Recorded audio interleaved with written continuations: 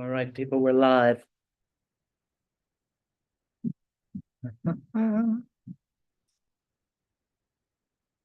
Okay, welcome everyone to the book party for Heartless. With not one, but two cover. Put that up for the online audience. So when you come in the store, you can choose from these two. So, my name is Greg Newton. I'm the co-founder, along with my partner, Donnie Jokum, of the Bureau of General Services Queer Division, a queer independent bookstore that's been in existence since 2012, or almost at 12 years. Thank you. November 15th is the Bureau's birthday, Scorpio like me. And we've been here at the center since 2014. And we have regular business hours, Wednesdays through Sundays from 1 to 7 p.m. And then we often stay open later when we have events. But weekends, we like a nice post-brunch event. Let's see. Normally, I'd be passing a bag, but you've all bought something and we're a small crowd, so you've done your part. You people online, on the other hand, can make a donation at Venmo by finding us at BGSQD. You can also sign up for our newsletter on our website, which is bgsqd.com. And you'll get a newsletter every other Monday about our many coming events. So before we get started, I'd like to read a land acknowledgement. The Bureau acknowledges that our organization operates on the unceded land of the Munsee Lenape. We encourage you to join the Bureau in signing up to make a monthly donation to the American Indian Community Houses Mannahatta Fund. The Mannahatta Fund, according to its website, is an invitation to all settlers and non-native people who wish to acknowledge the legacy of theft and genocide that comprise the history of New York City and the United States. And you can find out more at mannahattafund.org. I'd also like to read a statement of solidarity with the people of Palestine. As queer people, we know the pain of being cast out. We have been and continue to be despised by many, even by our own parents, families, and communities of origin. This reality evokes in many of us a deep empathy with others who are likewise seen not as fully human, but as problems to be solved, questions for which the answer is ultimately elimination and erasure. As we watch the ongoing genocide of Palestinians by the State of Israel, carried out with the full support of our government and funded by our tax dollars, we witness the inevitable results of defining a people solely as a threat to the safety and well-being of those deemed inherently worthy of life. This horror compels us to speak out not only against the current bombardment and siege of Gaza by the State of Israel, but against the historical and ongoing violent displacement of Palestinians by Zionists and the conditions of occupation and apartheid under which Palestinians have been forced to live for over 75 years. In our longing for a very different reality, we take inspiration from the words of Jose Esteban Munoz, who wrote, "Queerness is essentially about the rejection of a here and now and an insistence on potentiality or concrete possibility for another world." And that's from his 2009 book, Cruising Utopia, which I highly recommend and which we sell. So with that, please give a warm welcome to Carly Moore or Michael Broder, who's taking the mic. I think you. Oh, did you like a little hello? Yeah. Okay, yeah. Carly Moore it is.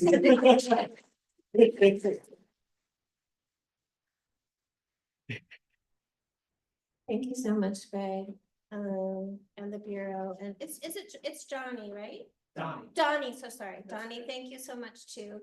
I was, in our correspondence, I was, for planning the event, I was just saying, I came out, I'm a late comer outer, I didn't come out until I was 45, which is like 7 years ago, and I was living in Manhattan, and I was living in a dorm at NYU where I teach, and when I came out, like this bookstore was very important to me. I kept coming here.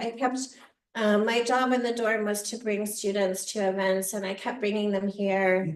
Thank you. And spending university money here, and also just the whole center. I just was like, I need this space, even though I often just would come and just kind of sit and not really do anything. So thank you for making this beautiful space, and thank you everybody for coming, and thank you to my readers. I am going to introduce people as they are about to read. Is that good? But I don't, but I'm a poor planner, I think. I'm not usually, but I don't have bios on me of each of you. I'm just gonna say things I love about each of you as introductions. Is that okay? Yeah. Okay, so first we'll hear from first we'll hear from Megan Milks, then we'll hear from Michael Broder, and then we'll hear from Muriel Spinelli, and then I will read, and then we'll have a little Q&A. That's the order of things. Oh, I should be looking, I streamed too. So Megan Milks is gonna start. Megan is the author of many amazing books. Margaret, I'm gonna mess up the titles because I have menopause brain. Megan, maybe you'll say your titles when you come. And also a great friend, super great friend, and we met through Feminist Press when both of our books were at Feminist Press, and I'm just so grateful that you're here, and I'm so grateful for your friendship, and I'm really excited to hear you read. So Megan Milks.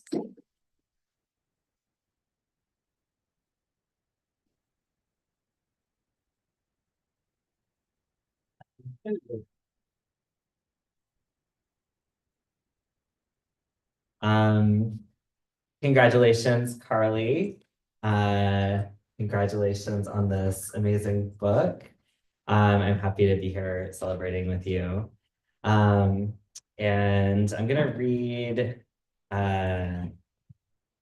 something that I've been working on that is new, and I don't think you've heard this. Carly and I have been in writing groups together and have exchanged work outside of writing groups as well.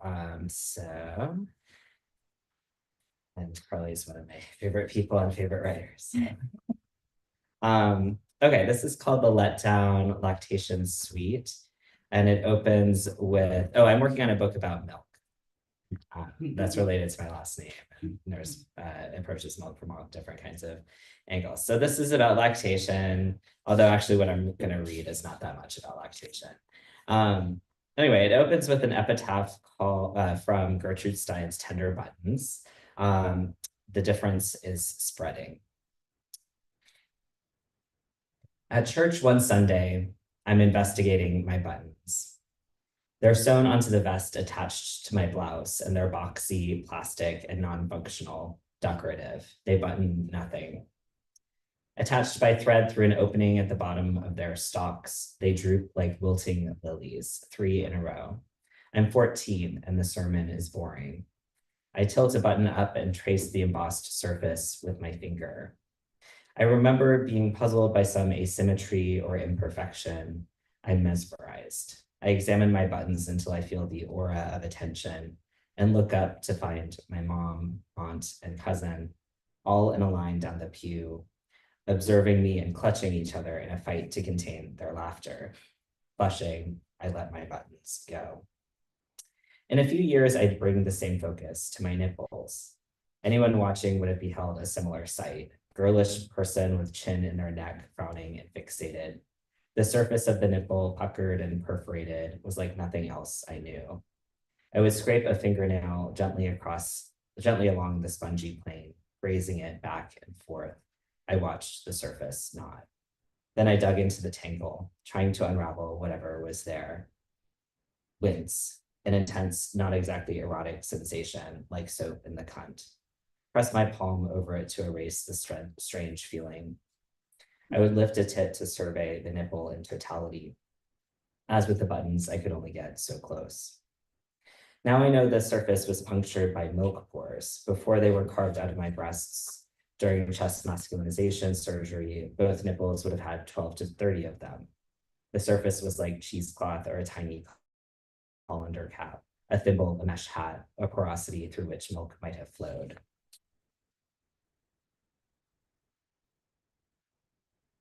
I learned about binders from a blog post I stumbled into while working part-time as a keyword editor at info.com. This was 2008. Info.com was by then so long outpaced by other search engines, by the search engine, that its main source of income was selling data. I was living in Chicago in the process of sliding from femi to butch. I had just met Lyra, a feral genius femme writer I wanted to date. For a year, I had been tentatively creeping mass. When Lyra joined my book club, I lunged. Within a week, I secured my first rat tail and started poking around furtively in the men's sections at Belmont. It's not like I hadn't heard of binding. I just didn't know where to start. I opened the spreadsheet my supervisor had sent me.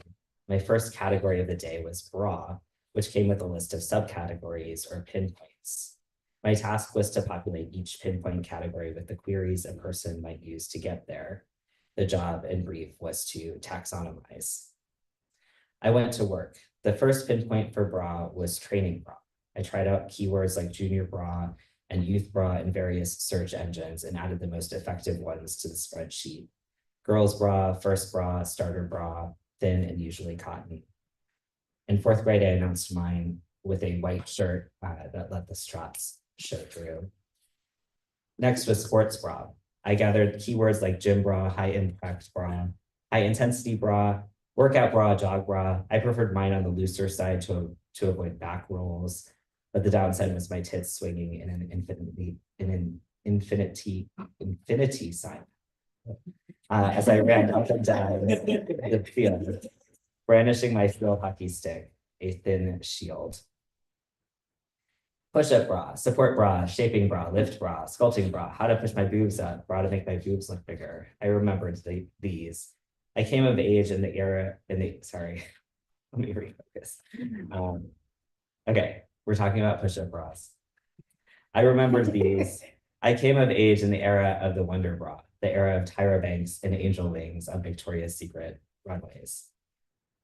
I got to compression bra and I didn't know what that was. Looking it up led me to a blog called The Sugar Butch Chronicles, specifically a post on butch bras. In it, writer Sinclair Sexsmith shared tips and recommendations. Number one was Title IX's Frog Bra, a sports bra celebrated for its mashing strength, 4 barbells worth, and popular among US butches and trans masks at the time. I emailed myself the link and ordered one in black that night. I was wearing it when Lyra and I made out in Neo, the goth club, a few weeks later. I was wearing it when I biked 8 miles from my apartment to hers, imagining myself the Lenny Breedlove to her Anna Joy Springer. I had borrowed her copy of Godspeed to leave a coded love note by her door. I was wearing it when we made out by the lake. I was wearing it when she revealed she had a boyfriend and that she was sorry, but she couldn't see me anymore. I was wearing it when I took my heartache into Boys Town and met Deb outside of Berlin. And Deb spent that night at Sting. Within a year, I'd worn it out, and then the frog bra was gone. Title IX was sold out and could no longer source the material for it. This was devastating to many. When Andrea Lawler sent me a hand-me-down in the mail, I couldn't believe my good fortune. It was a size too small, but I wore it stubbornly until the seams popped and the elastic got shriveled and twisty. Eventually, it was too worn to wear, but I kept it as a relic for many years. Frog bra, the superior binding bra, it let us leap without bouncing. Then it was 2010, and Joey, my partner at the time, was introducing me to the Underworks men's double panel compression shirt. These were full torso undergarments designed for cis men, extra long girdle-like tanks. Mine went all the way down my ass and the bottom edge liked to roll up. It was a whole thing, tucking your Underworks double panel compression shirt into your American Apparel briefs, then pulling it up a notch to avoid flattening the top half of your ass. It was hot and sweaty, but I loved the shape this binder gave me. Joey taught me to spread my tits under it for a more masculine silhouette.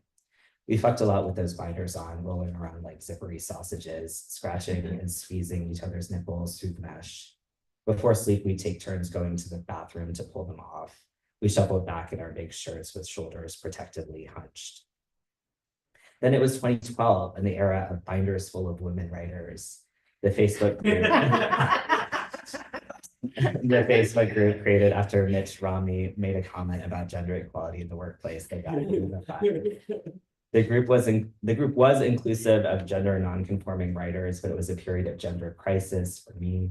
I had a drawer full of binders, but in a binder full of women, did I belong? Read queerly. Read queerly. I loved the image the phrase conjured of jumbo-sized chest binders strapping us in and smooshing us together in sweaty professional solidarity. I joined but felt furtive about it and didn't participate much. Male nipples are flatter and squintier, less round. My surgeon informed me in the consultation they're lower and further apart. To create a more masculine look, she would stitch them back on like wider set, more ovaline eyes. They healed visibly passable, though lopsided and the color of grubs. In a post-op appointment, she offered to tattoo some blush into them at no extra charge, and we selected a dusty rose for the areolae, leaving the nipples a touch lighter. She'd done studies on coloration. She explained, female nipples are darker than the surrounding areolae. Male nipples tend to be lighter. I don't know what sex my nipples are. Actually, I do. They're transsexual. They're smoother, flatter, and more static than they once were. I see pores, but they can't express milk. Their stalks have been snipped and the milk ducts have been shoveled out along with the bulk of mammary tissue. Though my buttons healed beautifully and are not exactly fragile, I can more easily see them dissolving on the tongue like communion wafers than sustaining an infant's latch. But I had a lover who did this thing where they rummaged around and behind both nipples to locate whatever sensation was there. They rummaged and rummaged more and more forcefully with their fingers and their fists until I felt it. The threads held fast. Thank you.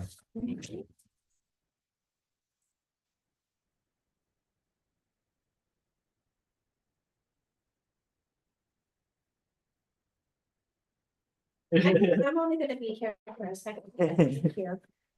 Again, I love that. And also I'm a little more prepared now. So I want to say that that was Megan Milks, the author of Margaret and the Mystery of the Missing Body and Slug and Other Stories. And yeah, and also we don't know, did you decide on the title for Milk book yet? Not quite. Okay, but a very amazing essay collection about milk and all kinds of other connected things that's coming out soon. Megan, thank you. I love that essay so much. Next up is Michael Broder. Michael and I feel like we maybe met in Bed-Stuy. We did. Through, You were okay. doing that Dynacoat that series. Oh, a Dynacoat, yeah. And yeah, and we actually, no one came, like, we didn't have enough people, so for your meeting, so we just got a drink. Which was great. Although I did want to hear you read, so. So Michael is the publisher of Indolent Books, which is the reason that Heartless exists. Thank you, and I think the mission, thank you so much, not just thank you, like, thank you. Because the mission of Indolent Books is to, is it Indolent Press or Indolent? Indolent Books. Okay, that's what I thought. Indolent Books is to publish poets who are over 50 who have not had a first book yet. So that is me. I'm one of those people. Even though I came to New York thinking that I would have a poetry book, like, you know, by 25 or something. So thank you. And I want to say that you are, now I'm being, yeah, I'm more prepared. I took pictures sneakily. Oh God, this is terrible. Michael Broder is also the author of Drug and Disease Free, which is Indolent Books 2016, and This Life Now, which I have read and love so much. I haven't read the 2016 book. I need to do that. Anyway, please welcome Michael Broder.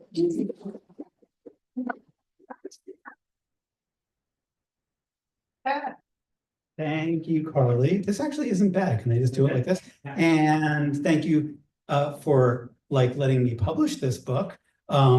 It's fabulous, and it's been part of the renaissance of Indolent Books, which got kind of sleepy for a while over the past few years and is now waking up.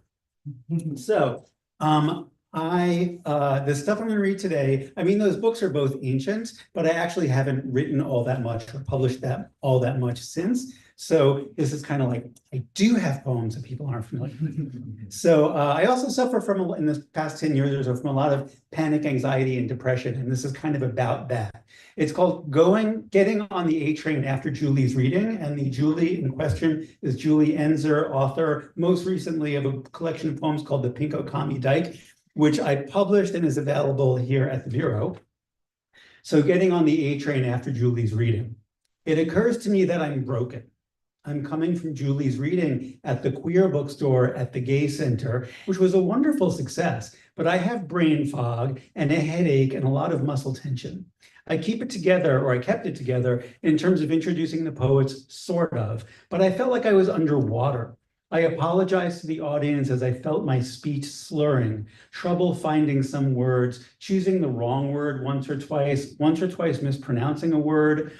Julie and I went out for a bite to eat afterwards, and I felt myself descending into that way I used to be, that I thought I was finally recovering from, where I wasn't manic, I wasn't oversharing, I wasn't overtalking. Hyperverbalism, they call it in the articles about panic and anxiety. And I was making sense tonight, but I was also forgetting things, getting people mixed up. I sat down next to the lesbian prose writer, Lisa E. Davis, who lives in Greenwich Village, and thought she was Celeste Gainey, the lesbian poet who lives in Pittsburgh. Now, waiting for the A train at 14th Street to get home to Bed-Stuy, I'm thinking that I'm broken. I'm self-conscious. I wonder the extent to which Julie or anyone can see there's something wrong with me. And now getting on the A train, it's kind of comforting to think of myself as broken, because if I'm broken, maybe I can be fixed. And then I think, you're not supposed to think of yourself as broken, right? It's very anti-disability rights to think of yourself as broken, right? We're just different. We're neurodivergent. We're post-traumatic, right? We're all fine, right? But I don't feel fine. I feel broken. It's comforting to think I'm broken. It's comforting to think I can be fixed. So, this is called Really Bitchy Poem About My Ex, although it's actually because it's kind of in an early draft, and it's kind of a poignant poem. It's not as funny as the title makes it sound like it's going to be. It's kind of serious. My friend has a rare form of leukemia, and they wrote about it in the New York Times. Really more a neighbor than a friend. Once, long ago, over 30 years ago, I lived in a tenement on 4th between A and B. And Frank lived a floor below me with his partner, a visual artist from Germany. Frank played trumpet in a klezmer band that had queer and activist overtones and became quite famous. I went to their wedding at the Socrates Sculpture Park in Astoria. I went down to their apartment when Frank was sitting Shiva for his father. And for some reason, I think of my ex, what he would have thought about the New York Times running a feature about Frank's storied musical career and his rare form of leukemia. My ex once became enraged when a poet friend with breast cancer ran a GoFundMe to pay for alternative treatments her health insurance would not approve. He was angry that she was asking her friends on Facebook to pay for quackery when her insurance would have covered perfectly good Western medicine.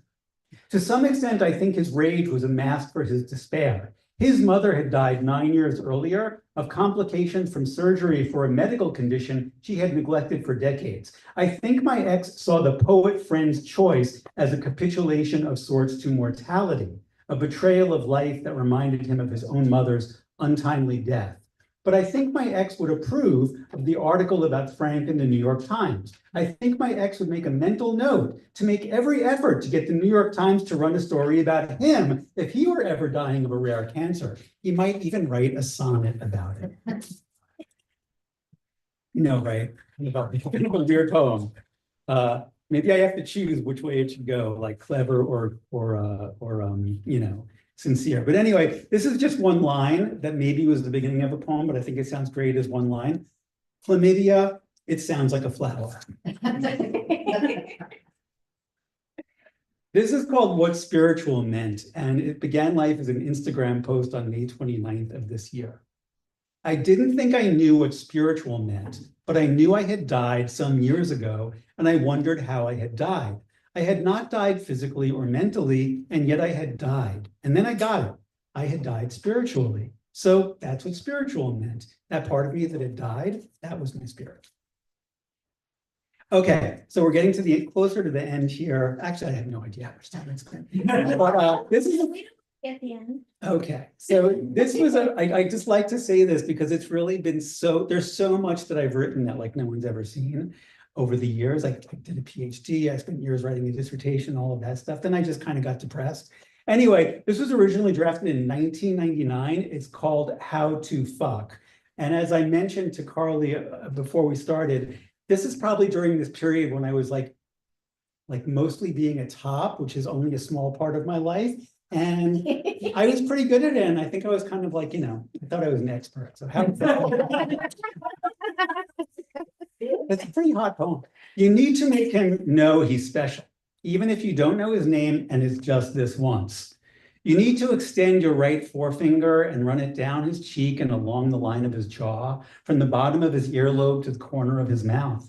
You need to take his chin between your forefinger and thumb, squeeze it firmly so he knows how much you want him. Make him pucker his lips in the vice grip of your hand and plant a kiss on his open mouth. You need to stand back a moment and admire him, how his eyelashes cast a shadow on his cheek, the two creases bisecting the creamy white skin of his throat, the masculine bulge of his larynx when he swallows, breathless. You need to hold him in your arms so the symmetries of your bodies converge like the lines of a Grecian urn. You need to place one hand behind his neck, right at the base of his skull, so you grip his imagination. You need to run the other hand slowly down his back until it comes to rest on his buttocks to remind him that you are both animals at the core. You need to be intuitive here. This is the tricky part. Should you turn him around slowly as if to the languorous rhythms of a bolero that only the two of you can hear and bend him forward at the waist so your love tugs at his hamstrings and stretches the small of his back? Should you press your knee into the back of his leg so he kneels on the edge of the bed and bows to an unseen deity, make love in supplication? Should you take him prostrate and supine on the bed as if the two of you were breaststroking through a warm tropical sea of desire? Or should you cradle him in your arms, lay him gently down on his back, kneel at his feet, for you are his servant, place your hands firmly around his ankles and lift his legs over your shoulders, for you are his master, and fall into him, hip to hip, chest to chest, face to face, mouth to mouth? This is kind of in a similar vein, but much shorter and probably from around the same time. It's called Conquistador. Very politically incorrect. It was the late 90s. Conquistador, you surrender, we make military love. To win this privilege, I put myself in your thrall. Walk me up and down the beach. Praise me when I fetch shells, pretty stones, beached glass, driftwood. You lap my shores and smooth the rough edges. I hold you down, come at you from above. You are the coral reef, fragile and defenseless below. But you win, you win, you win. In the end, I take only as much as you give.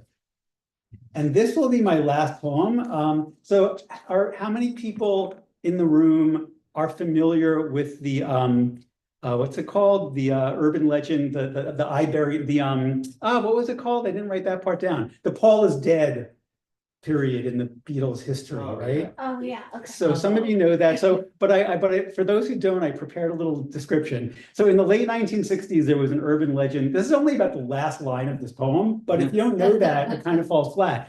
In the late 1960s, there was an urban legend that Paul McCartney had died in a car accident, but it was being covered up by the Beatles and British intelligence services.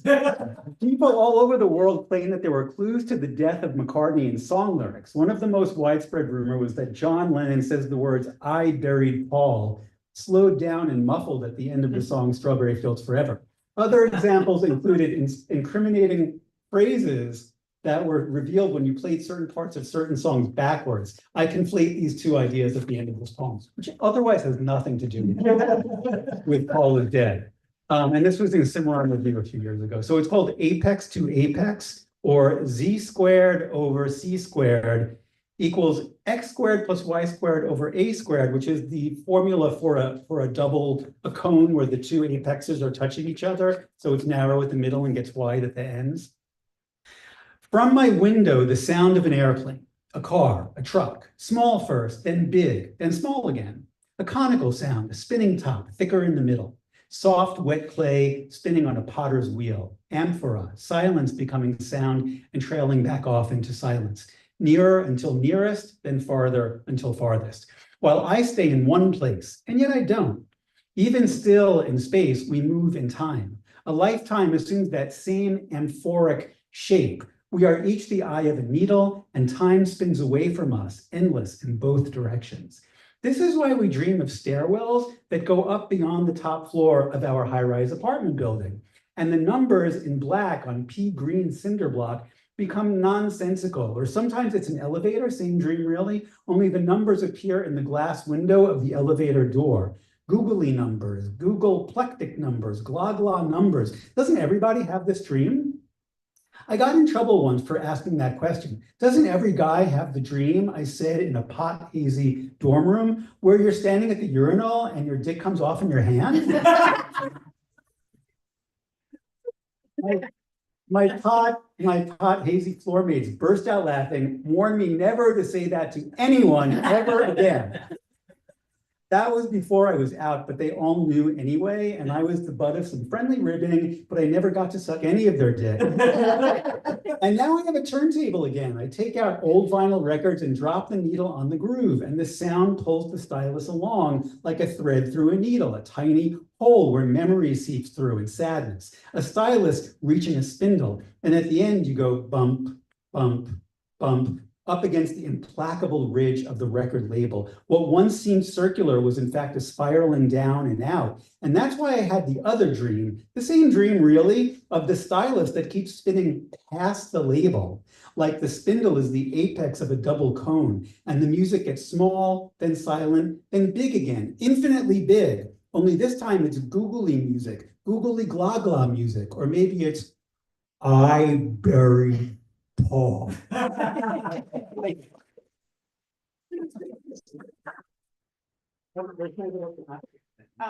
yeah. That kind of stable. I thought that was so great. I feel like that should just be a chapbook. Like that was said. And this is, I think, I don't want to speak for everyone, but I think it's a pretty friendly audience to anxiety, and feeling like you're broken and fucking.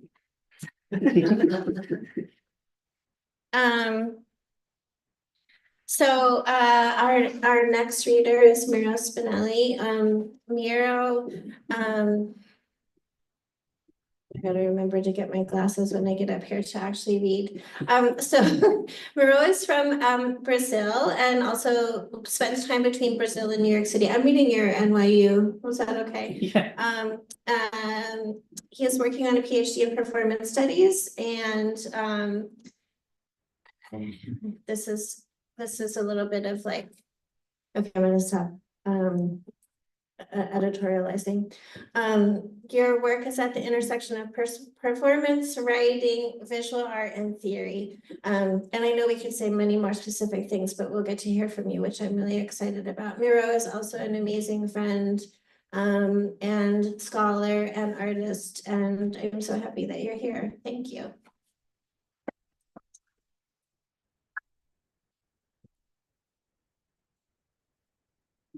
Hi, everyone. I want to say I'm very happy to be here. It's my first time reading in English, so I was trying to prepare yesterday, earlier today, to pronounce the hard words that I wrote myself.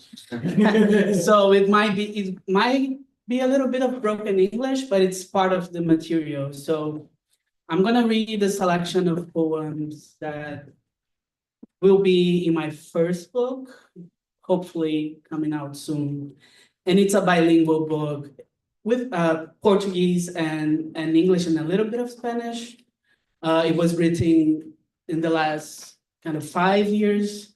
Actually, they are older now. So in like 3 years, in the time that I've been going between countries. So it's a little bit about that as well, but also all the weird geopolitical stuff there is related to that. So I selected a few poems. At the end, I think I'm gonna read just a couple of them in Portuguese, for the fun of it.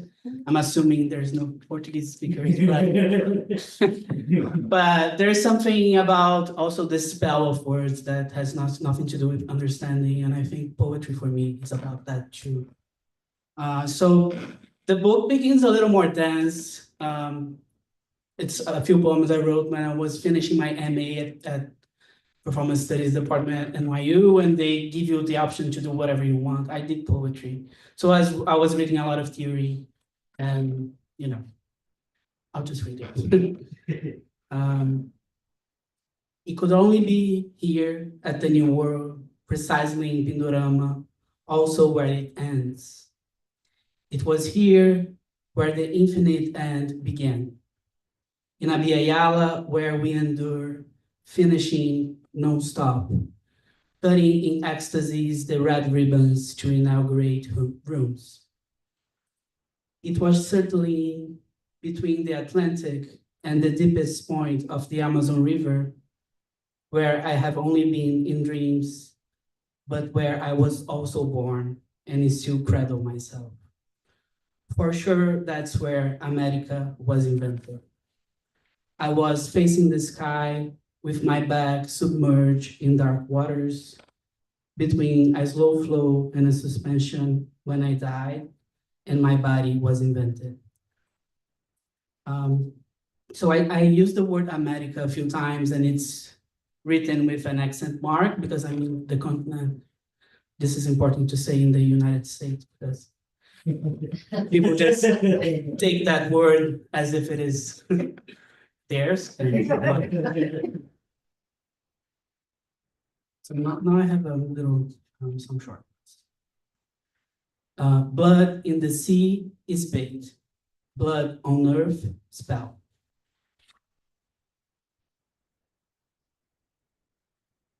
How seductive this idea to create a body, but have you ever seen someone create themselves a body without having to devour someone else's?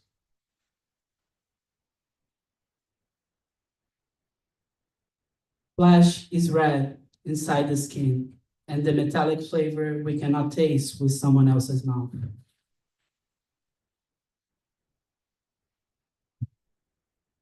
Flesh seasoned with Atlantic sea salt.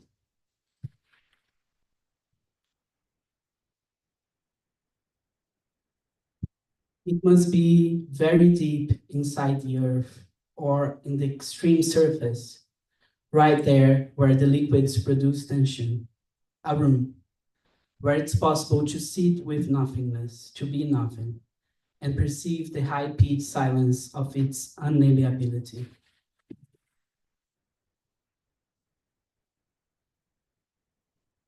To touch the heart of things, one must aim slightly off-center, to the left, right there where every direction is first a deviation.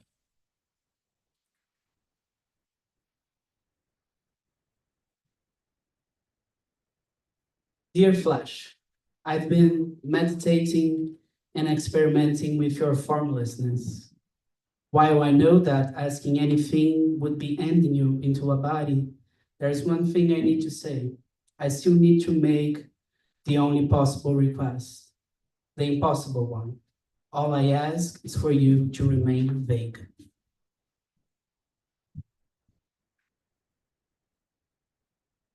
I know it hurts, but hurting is better than pretending not to.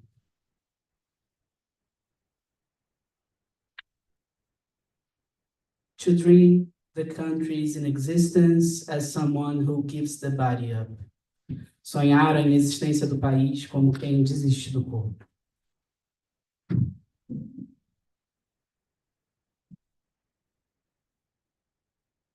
Before we were born, when life was flotation in a river inside earth, the doctor created our bodies for the first time. They said something about this particular stain on the monitor. Is it a wound? Is it an arrow? Will it eat or be eaten?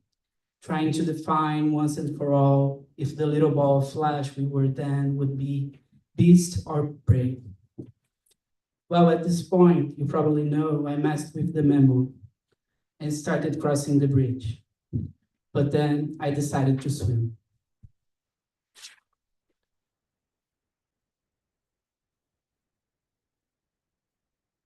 America. A dialogue between soil and flesh, or the moment in which, by realizing itself as a penetrated, invaded territory, the body discovers its flesh. America. Infuriated tremors are coming from the center of the earth to charge every drop of blood that was gushed, every ounce of war extracted. America. Land is to soil as body is to flesh.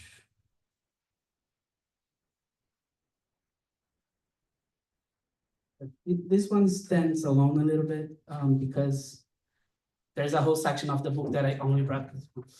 Has a whole different tone, but it's very short. It says, a good poem doesn't make the poet. A good poem unmakes.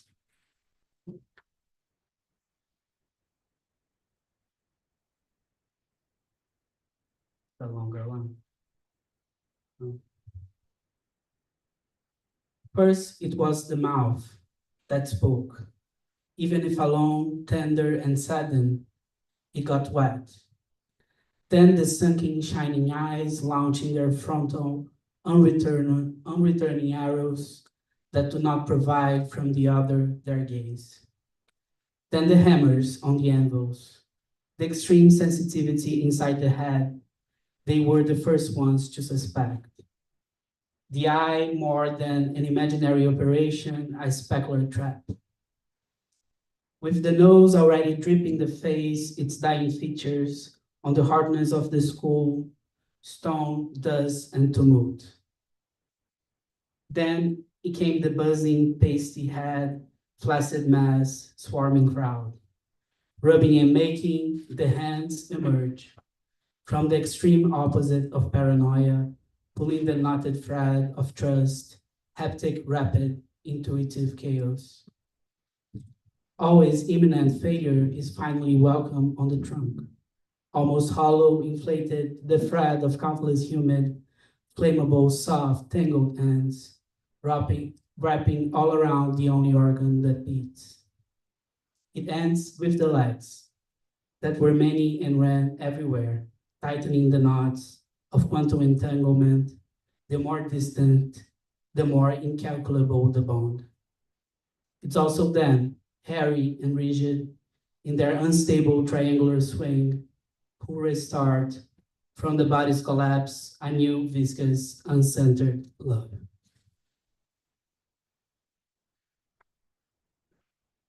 So this one is a trilingual one. Inside the poem, there's mostly Portuguese, a little bit of English, and a little bit of Spanish. And it has to do, I'll tell the story because most of it will be the word spell. In Portuguese, we use the same word for language and for tongue. And also there's something about how the fact that people kiss differently in here and in Brazil. And I found myself saying a lot of times, like explaining that with people that I kissed in here, like we do it differently. And anyway, ter uma língua na boca, mais a mãe e ainda outras duas, quase três, se contarmos as quebras. Todas elas vivendo, morrendo, dançando, enquanto só penso em roçar a minha na sua. Dizer quantas vezes for preciso. In Brazil, we do it differently. With a little more tongue.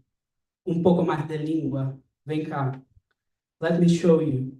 Como é que você gosta de comer, lamber, falar, chupar, com mais ou menos picante, carinho? How do you like it? A mim me gusta a língua que escuta. So this next one, these two are part of a more sexy part of the book. I wrote inspired by Carlos Drummond de Andrade, who is like a great modernist Brazilian poet. It's one of those poets that everyone who grew up in Brazil read at school, and he has one poem that he makes from titles of the yellow pages, so from the service sections. And I did kind of the same procedure, but on Craigslist, in the activity partners section. And I divided by borough because that's how it's organized. So it's called Craigslist New York Community Activity Partners. Bronx. I'm looking for a freak, trying to practice Spanish lessons, friends or something else, seeking petite freak, chocolate pillow princess activities. Pillow princess? Let's get to know each other, let's play together. Crazy people change the world. Manhattan, psychic friend wanted. Do you feel lost in your transition? Lonely at lunchtime? Do you require some discipline in your life? A true maternal bond? A little respect goes a long way. An existential date. Go round and round and round, easy sprinkling. Kind of fat, but cuter. Brooklyn. Family memories. Woman seeking submissive. Winter is upon us. Estou procurando amigos brasileiros. You found me. Any woodworkers available? Let's see. Sometimes you just get lucky. Selling Fitbits. Do you like suction? Queens. Mutual agreement. Ugly guy seeks ugly girl. Are you in a complicated relationship? Write my face. Seeking bored yet adventurous wife. Curious George in the tree. Love eating cake. Any flute players around? Need a place to sit? You just sit back and enjoy. Staten Island. What do you need? Two truths and a lie. Seeking construction. Why is it so hard? Rainy days and nights, edibles and chill. In need of pampering. Princess of pillows, nothing heavy.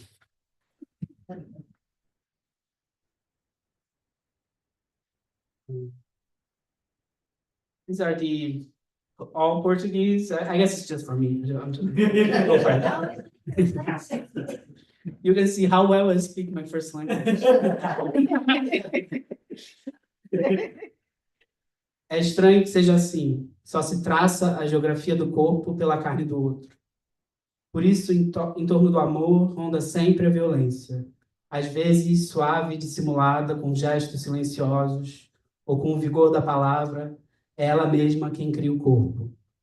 Outras, explícita e direta, ela o destrói, rompendo a pele para tocar a carne. Como quando você me rasgou por dentro, com as unhas, e eu, montanha jorrando água, achei ser gozo, aquele sangue que te coloria as mãos. É um alívio que seu nome não seja pronunciável em português. Também não vou escrevê-lo. Ficamos de acordo que, pelo menos aqui, nessa página, você nunca nem mesmo existiu.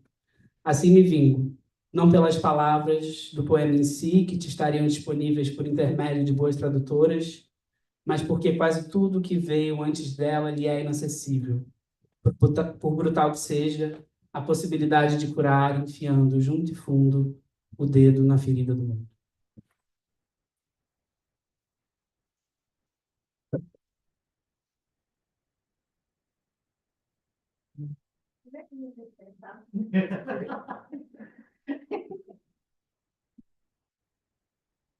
Well, that was great. I remember, I think I was at your Zoom for your MA. Yeah, and I think I've heard a couple of those, but I feel like this was like extra special debut of you in Manhattan. So thank you. So much. So I'm Carly Moore, and I'm the author of Heartless, Apocalypse, The Nutwives, 16 Pills, and the Stalker Chronicles. And if you want to follow me on Instagram, I'm at Fragmented Sky, and I also have a Substack. I live in Brooklyn with my kid and 2 cats. So I'm gonna just pour myself some more there.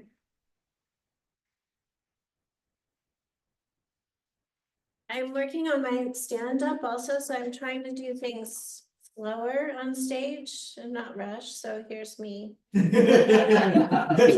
slow.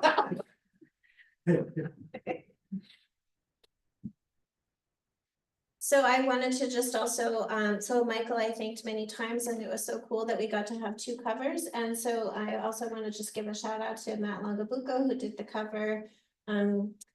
This photograph of this cover with me and my daughter, and then my friend Amy Touchette gave us this beautiful photograph of world famous Bob, the drag queen, for the other cover. So I mean, what a wonderful thing to get to have 2 poetry books in one.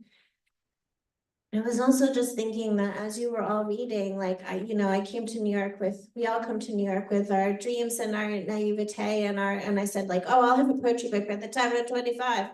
And this is really the right time for me to have a poetry book, because I see now here like all of my queer, trans, gay friends, and I just feel like, oh yeah, this is where I'm supposed to be with this book. So thank you all for making me feel at home.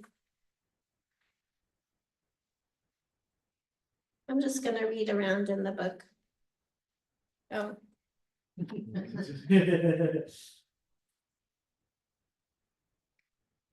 Code. It's the way of cells to divide. In the YouTube videos, I see my own long divisions. This nuclear split makes 2 daughters. The new cell rubs up against each other. The new cells rub up against each other, share a wall, and vibrate with proximity. If the kernel of life is to separate and iterate, then why do I cling to Rex? These ossified holes, this cleaving, barnacle, bivalve, I'll feel along the shared wall of the one who left. There's a code there, now just to crack it.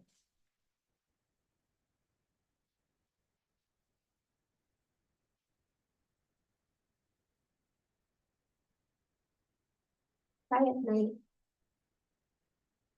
I draw the shades and shut her door, descend into the computer screen and wish it were otherwise. Do you know the dimensions of my apartment? The 150-watt bulb in the living room, the linoleum that curls up in the corners of the kitchen, the dining room framed by books. This morning, my landlord, the mother of 3 teenagers, said to me on the walk to the subway, "It's better if you just accept that life is hard." I spend 45 minutes wishing I could do what I need to do faster. I move between Facebook, Gmail, and my university account. I respond to no one. I look at winter coats online, but I don't buy one. I make a lesson plan. I read the essays I assigned and text my mother, who calls me back in response. I don't pick up. I spread out my orange yoga mat and do a couple of sun salutations until the cat sits between my pressed down palms and bats at my hair. Then I get into the bed. When I get into the bed, the sheets are cold. There's a pattern on the wall, a siren outside, and 2 tipsy voices from the bar on the corner. One says, "You're an ass," and the other one says, "Buy me a drink." The pillow is wet. I tell myself there's supposed to be missing and waiting and boredom too. I move in increments and fractions. I am several places to the right of the decimal point. I slow the room and call it stuck.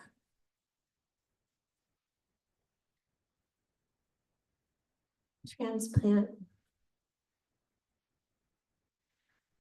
My hag heart is fatty and marbled, working hard at not working. Do you know how many of us have died on the treadmill, the elliptical, the Stairmaster? Lots, it says. I'll flip, I'll write about it. On good days, I think I'll get a new fart, lay a redder, faster, more pumpish one on top of the old one, cast a spell, and voila, new surprising feeling, hard hurting animal, pretty now, veined up and thawed out.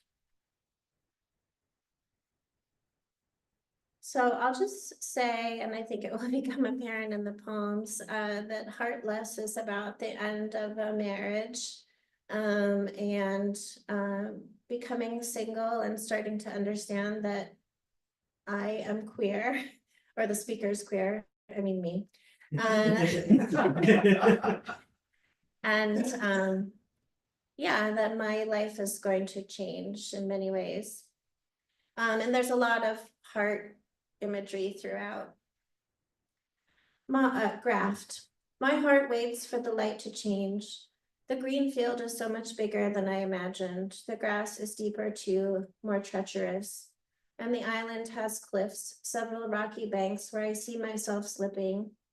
Both landscapes are full of invading species, cicadas, purple loosestrife, and Japanese beetles. There are a lot of birds.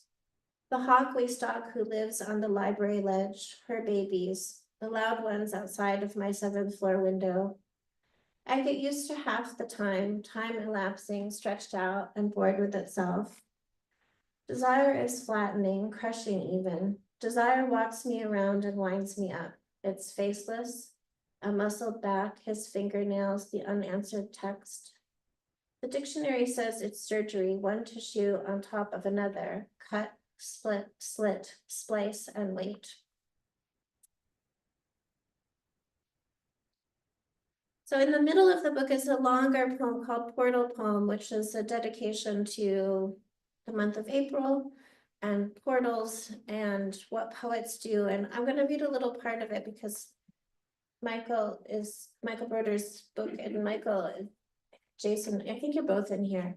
So I wanted to read it with you here. The radio says coconut oil is overhyped as a curative. A migrant boat capsized en route from Libya to Italy, 950 on the boat, only 28 rescued. I am going to teach the hell out of that white fragility essay. I remember how I cried after my Caribbean literature class sophomore year because for once in school, a professor made me not matter. Later, I'd go to graduate school and get used to that. Become invisible and sniveling outside of office hours with the soft egg of an idea about Jane Eyre or Romeo and Juliet. Last night in bed, I read Michael Broder's This Life Now, and in the morning, still in the nest of my duvet, I listened to R. Erica Doyle reading from Proxy at the Poetry Project. Tony, the boardwalk, sweeping the hair from his mom's salon floor, the ghosts on New York City streets, flu that is a virus, Jason and Buffy, dreams of soft and hard fucking. You see, the thing is, the Marquis de Sade at 6, the deferential equation, no child left behind, the way women are so polite. The second person, the you, the stupid birth control pills, days of soft and hard fucking, Erica Kaufman giggling in the audience. I am to think of the poem as a series of ships. I am to think I have sailed. She says I'll be your girlfriend when I say I don't have a boyfriend. He had a nice apartment. That one bought me a French press and still I left. Clothes that came in the mail do not fit. April, you windy, torn sail, will you be my voyage out and carry me to summer on deck? Navigate past that black, deep whirl, some say is a monster. If you think of a poem as a ship, maybe you won't expect it to land. Last night on Netflix, Zizek told me to change my dreams. And so instead there was a reading where the poets danced, kind of like the Thriller video, but messier. Kind of like what I imagined Julian doing at his powwow dance class, and he missed Julian and got sad about Nick. It was his journal, and I was just a girl who looked good dancing. My job is to hold the sadness in teacups and tote bags while you rip up the floor with your Razor scooter. Your job is to go to bed. My job is to act like a ship on the lip of your tears, to ride you out, to surf you, to sail. Your job is to what?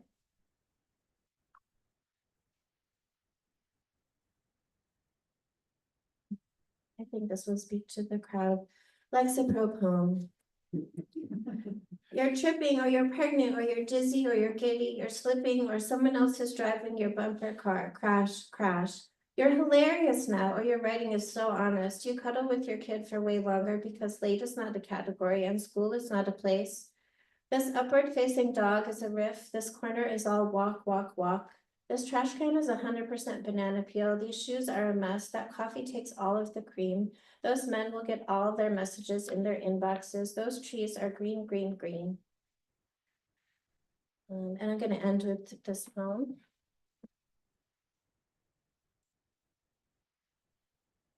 I got very attached to my timer lately.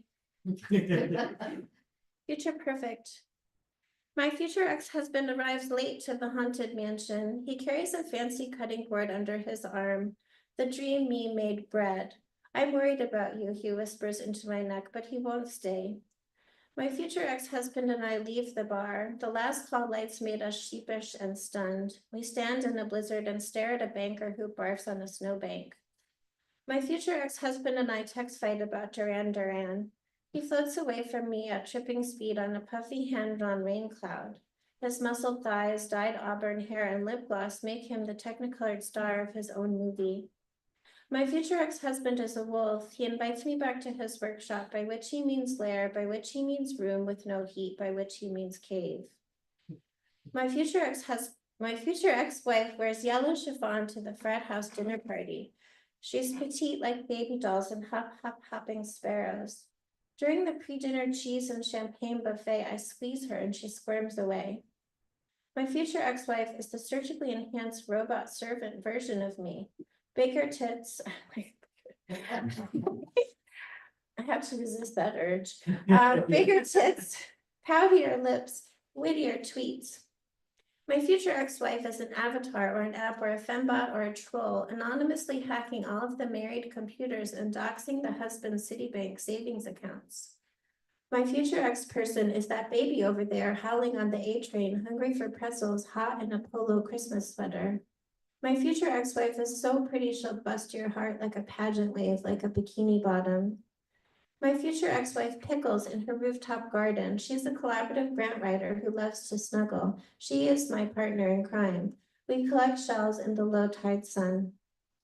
My future ex-wife is that $1,500 purse and the bar where you don't belong. She's the neon eyes and the loft windows near the Williamsburg Bridge, horizon vision, beer goggles, night glasses.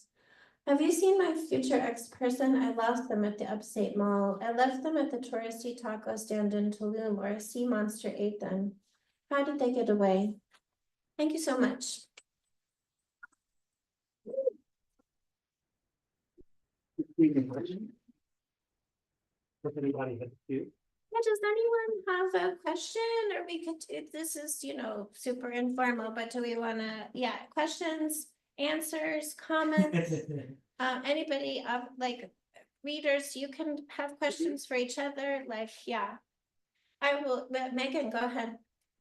Why did you choose that book of the two books? Because I was mad at Matt. No. I actually, I have some of my own copies of the book and I had more of these. So I thought I'll just bring this one out in case. Yeah, I don't know. So I also have felt like this one. Do you think this one gets a little less attention? It does. I think that Yeah. the other one is a sentimental favorite. I think that's what it came down to. Yeah. So So I'm glad that happened. 'Cause yeah, we no, almost- it's it was gonna be lovely. just this one. Yeah. But I wanted to have Amy and world famous Bob have a little stage time.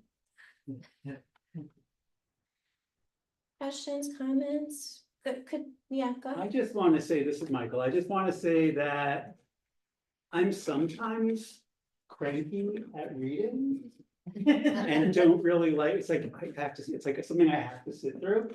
Everything today was so amazing, so I just want to say that, and sometimes, well, you aren't doing, Megan, you were doing essay, not fiction, but sometimes prose readings, primarily a poet, kind of like, yeah, this doesn't really work in a reading, like it's, especially like sometimes fiction, it's like, I can't keep track, that's part of it too, it's just my brain. But I enjoyed, No, it's but I enjoyed, Megan, I enjoyed your reading so much, and I enjoyed, Mira, your reading so much, and I was so excited to like everyone's work. I know, yeah, we did a good job, I think. We love you, Carly. Ah.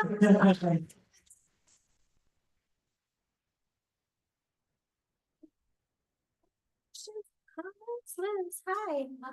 I just wanted to say thank you to all of you because, as I was telling Carly earlier, I'm fairly new to these spaces. I beat Carly at the coming out late part, but, I've really been trying to get back into, at the same time as I'm trying to make a community for myself and be part of a community, I'm also trying to figure out where I fit creatively. I'm an artist, I'm a writer, I'm trying to do all of this, and I'm just so inspired every time. All of you just blew me away with what you wrote, especially being able to understand on a really visceral level from what everybody wrote about your body and the way you feel in your body, the way you have grappled with that, and that's something that I really appreciate being able to understand on a very visceral level, and I'm just incredibly inspired. So I just wanted to say thank you, and you know, hopefully someday I will get it all out piece on paper or whatever. And I mean, I'm already sort of doing that, but it's just, it's really wonderful to also have this space to come to. And it's frustrating that more people are not here because, They're all there. I'm on Facebook. yes, exactly. There's also just, there's such a universality to, it's not just queer stuff you're talking about. It's all so personal. So, you know, everybody has some version of your stories that they're telling, whether it's like, you know, everybody on the planet suffers from anxiety these days and whatever. It's just, yeah, it's really great. So I'll spread the word. I can proselytize for you. Yeah, thank you, Liz, and welcome to coming out late. Yeah. It's really, it's a hot time. Yes. I say that in jest and also in truth, and it's like, you never know when it's gonna be hot or sad.